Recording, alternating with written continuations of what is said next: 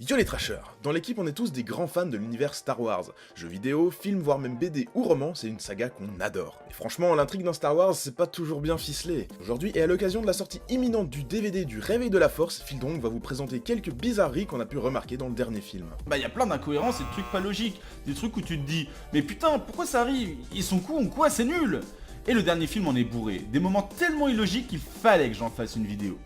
Alors attention, il y aura des spoilers, forcément, vous êtes prévenus, si vous voulez avoir la surprise, je vous laisse 3 secondes. 3, 2, 1, Han Solo meurt à la fin du film, voilà. Luke est un ado tourmenté.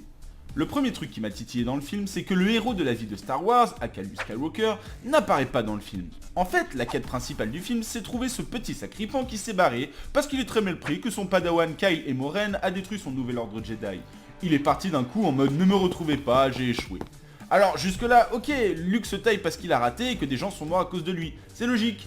Mais putain, que quelqu'un m'explique, pourquoi s'il veut pas qu'on le retrouve, il laisse une carte au trésor en plusieurs parties vers son emplacement. Allez les enfants, je vais me cacher dans les bois, voici la carte au trésor de Barbadur, le pirate qui vous mènera à moi, lol MDR. Non mais en vrai, il y a zéro logique. Si tu pars mais que tu veux pas qu'on te retrouve, tu laisses pas une moitié de carte à ton droïde que tu laisses chez ceux qui vont te chercher, c'est sûr, et une autre chez un mec... Mais c'est qui ce mec ? Alors vous me direz, il voulait qu'on puisse venir le chercher au cas où il y a des trucs graves.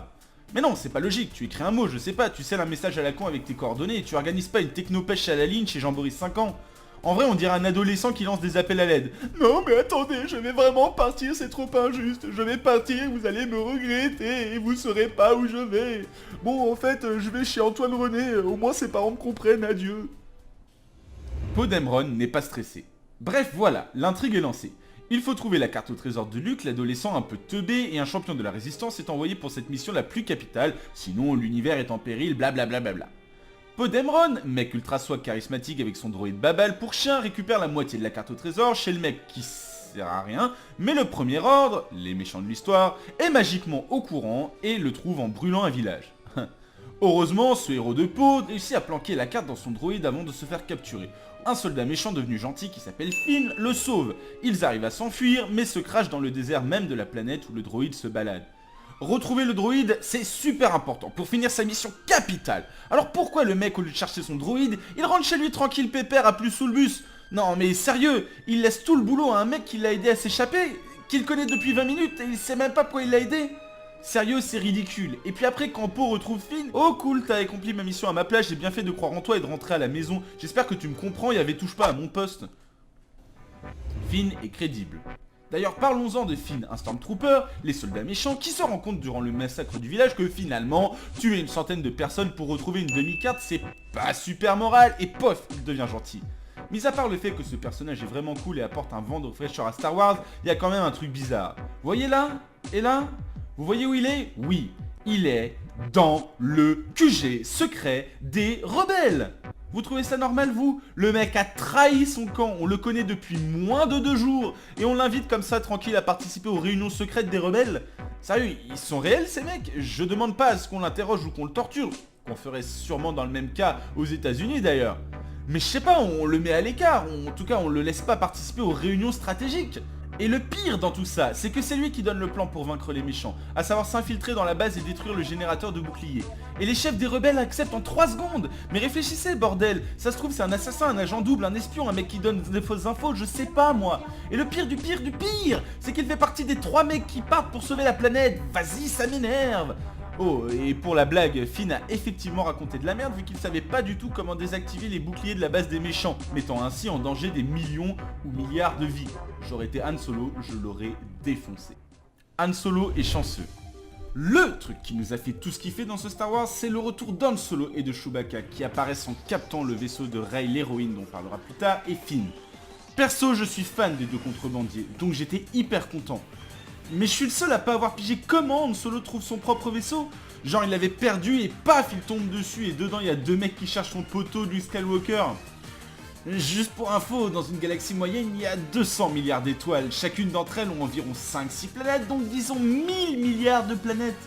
Je vous épargne les calculs, mais rien que la probabilité de se trouver sur la bonne planète serait d'environ 0,000000000000001%. Alors imaginez de trouver un vaisseau de la taille d'un bateau dans l'immensité de l'espace. Pour rappel, la probabilité de gagner €1 est de 0,00047%. Et même si on disait non, mais ils attendaient autour de la planète Jakku pour une raison précise qu'on connaît pas encore, la probabilité qu'un petit vaisseau soit cueilli au pif reste ridicule. On parle d'une planète genre la Terre, pas du jardin de ta grand-mère. Han Solo est vraiment très chanceux, ou alors c'est une sacrée coïncidence scénaristique, si vous voyez ce que je veux dire. Le Premier Ordre est riche.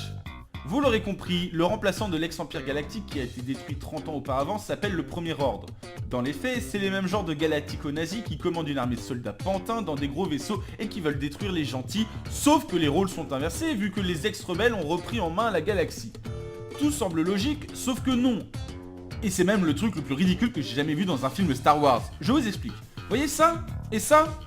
Tout ça fait partie du Premier Ordre. Vous voyez toujours pas le problème? Ok, encore une aide. Vous voyez ce canon intergalactique? C'est plus clair? Ouais. L'Empire Galactique a été complètement annihilé 30 ans avant. Les armées ont été dissoutes ou remises sous la tutelle de la République. Alors expliquez-moi, le Premier Ordre, il trouve son argent où? Le truc a construit un canon planétaire qui détruit les planètes capitales de la République Galactique et on l'a pas vu venir?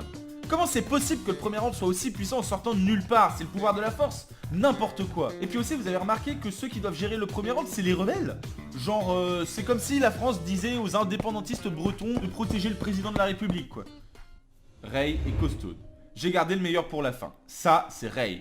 Elle est belle, elle est classe, elle est orpheline et elle galère sur sa planète jusqu'à ce qu'elle en soit sortie par Finn. Puis après environ 30 minutes, elle découvre un sabre laser et comprend qu'elle a des affinités avec la force. Ok, c'est classe et c'est le premier Star Wars où le rôle principal est tenu par une fille. Par contre, la suite est un peu plus bizarre. Ça, c'est Kylo Ren. C'est le méchant. Il est émo et dangereux. C'est le nouveau disciple d'un seigneur noir mystérieux. Et ça, c'est leur combat à la fin du film. Plutôt cool comme combat. Rey se bat bien, mais elle va sûrement se faire déboîter par... Attends, quoi? Non, putain, non! La meuf, elle gagne contre le nouveau champion du côté obscur. Le mec, ça fait des années qu'il s'entraîne tous les jours pour ressembler à Dark Vador. Il est à l'origine de la destruction du nouvel ordre Jedi, chose que même Luke Skywalker, aka Mr. Force trop puissante, a pas pu empêcher. Et il se fait défoncer par une meuf qui a jamais tenu de sabre laser avant le combat, qui a jamais appris la force et n'a aucune formation en art martial. Sérieux, non mais là c'est vraiment trop gros. Alors vous me direz, oui mais Kylo Ren était blessé, mais on voit qu'il utilise sa souffrance pour devenir plus puissant. Ah, sérieux quoi. Ouf. À force de m'énerver, j'ai la gorge sèche. Et vous, il y a des trucs qui vous ont choqué dans le film? Si oui, balancez-le dans les commentaires. Si la vidéo vous a plu, n'hésitez pas à balancer un like et à vous abonner à la chaîne Trash, puis à ma chaîne YouTube aussi. En tout cas, en attendant la prochaine, moi je vous dis tchuss.